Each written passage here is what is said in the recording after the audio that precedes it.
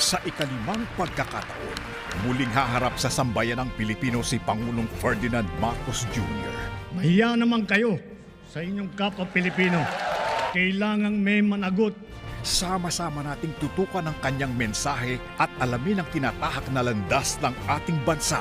Kailangan pa natin mas lalong galingan. State of the Nation Address 2026, the ABS-CBN News Special Coverage. Kasama sina Karen Davila at Alvin El Chico. July 27, Lunes alas 3:15 ng hapon.